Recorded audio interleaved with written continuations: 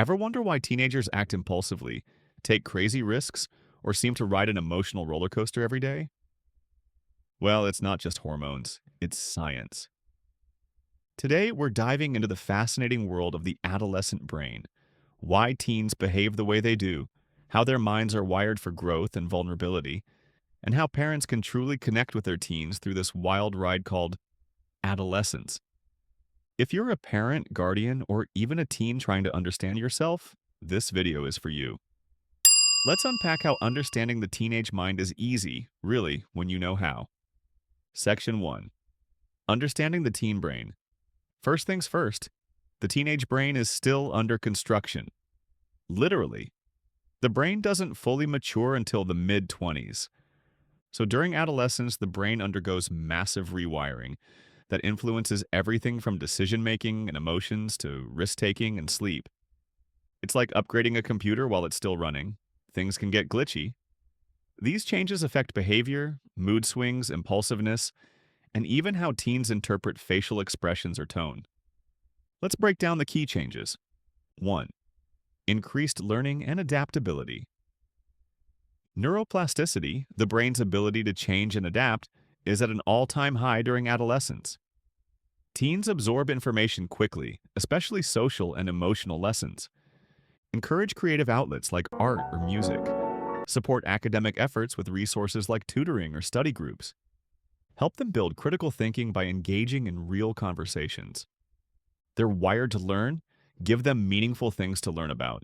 Second, mental health vulnerability. Because their emotional brain, the amygdala, develops faster than their rational brain, the prefrontal cortex, teens can be more prone to mental health issues like depression, anxiety, or eating disorders. Stress hits them differently. That's why checking in, listening without judgment, and knowing the signs of trouble can make a huge difference. If something feels off, it's okay to ask. Don't wait for a crisis. 3. Heightened stress response. Teens don't always have the tools to deal with stress. Their brains are still figuring that out. Teach coping strategies early. Things like mindfulness, deep breathing, journaling, or even time management apps. These skills aren't just for school, they're for life. 4. The need for sleep. Most teens need 9 to 10 hours of sleep, but thanks to a natural melatonin delay, they don't even feel tired until around 11 p.m. Add school start times and homework, and they're running on fumes.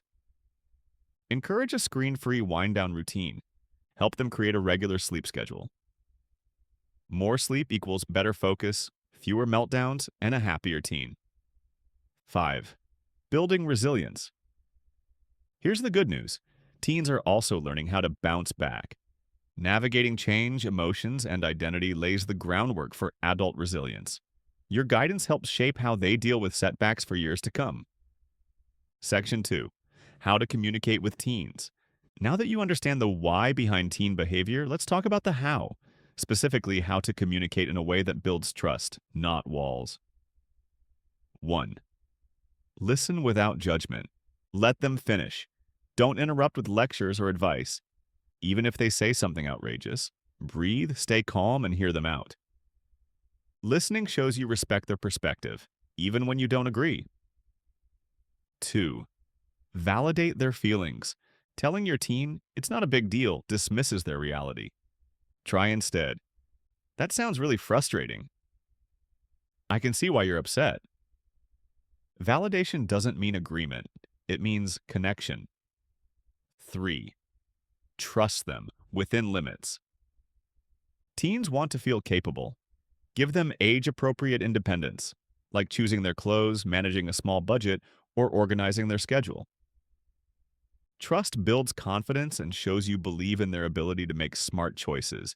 Even if they stumble, it's part of learning and growing up. 4. Avoid the dictator mode. Rules are important, but so is the why behind them. Explain decisions with logic, not fear or power. Teens are more likely to respect boundaries when they understand the reason. When they feel heard and included in the process, they're more cooperative, more engaged, and more likely to make smart choices even when you're not around. 5. Praise genuinely. They may shrug off compliments, but they hear you. Celebrate effort more than outcome. I saw how focused you were on that project. Great job. You handled that situation really maturely. Positive feedback sticks. 6. Control your temper. Teen brains are wired for mood swings. Yours isn't. Model emotional regulation. Speak with composure even during conflict. This teaches them how to handle intense emotions constructively. 7. Spend time together. It doesn't have to be deep. It just has to be consistent. Find shared interests and show up for them. These moments open doors to more meaningful conversations down the line.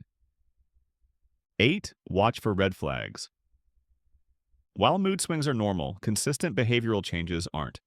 Red flags include withdrawing socially, dropping grades, sudden anger or sadness, talking about feeling hopeless.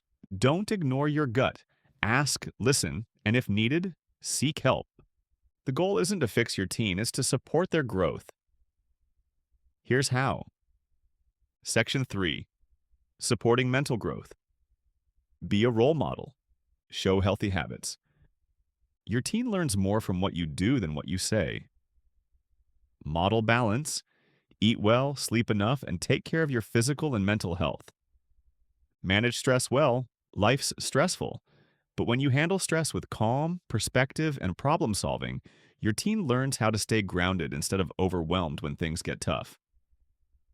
Talk about emotions. Normalize feelings. Share yours openly but appropriately.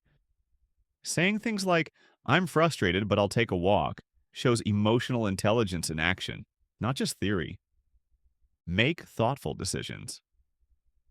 When teens see you pause, weigh options, and think long-term, it teaches them not to act impulsively. Explain your choices to make decision-making a teachable moment. They're watching how you handle challenges. Teach life skills. From making meals to managing money, these are the building blocks of adult independence. Let them practice, even if it gets messy. That's how confidence grows, habits form, and real learning sticks. Every chore is a chance to build resilience, problem-solving, and self-worth for the real world. Set clear, fair boundaries. Be consistent with rules like curfews, screen time, and responsibilities. And always explain the reasoning behind them. Kids are more likely to respect boundaries they understand, not just follow them blindly. Let them have input when appropriate. Involving them in the process builds trust and teaches responsibility. Boundaries aren't just limits, they're lessons. Create a safe space. Let them talk about hard stuff without fear of punishment. Make it clear, I may not have all the answers, but I'm here to listen. Validate their feelings even if you don't agree. Stay calm, curious, and open. Your steady presence helps them feel secure no matter what they're facing. Section 4. Therapy can help. Sometimes professional help is the best way forward. Therapy isn't just for crisis, it's for clarity, support, and healing. Options include individual therapy, one-on-one support, group therapy, peer connection, family therapy, guided conversation as a unit. At places like counseling centers, teens can connect with licensed professionals, online or in person, making it flexible for families. The teenage mind is powerful, beautiful, and complicated. It's a time of rapid change, emotional intensity, and personal discovery. As a parent, your job isn't to control it, but to guide it. When you combine empathy, understanding, clear boundaries, and open communication, you're not just surviving the teen years, you're building the foundation for a resilient, confident adult. So hang in there, and remember, you've got this. If you found this helpful, give it a like, share with another parent, and don't forget to subscribe for more videos on parenting and mental wellness.